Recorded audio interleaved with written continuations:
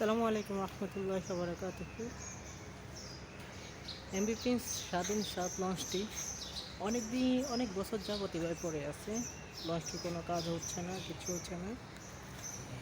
যতটুকু শুনতে পারলাম আজকে লঞ্চটা নাকি নতুন লঞ্চ বানানো হচ্ছে, কিন্তু জানি না মালিক পক্ষের কী হয়েছে।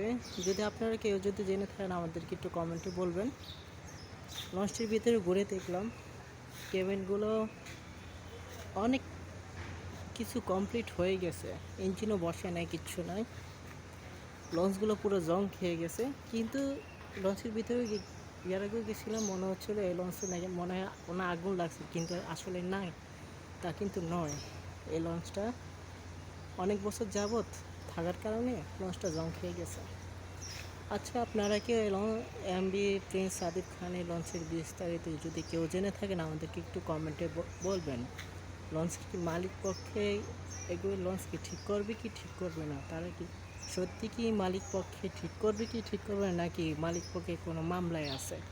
আমাদেরকে প্লিজ একটু কমেন্ট করে জানাবেন ইনশাল্লাহ।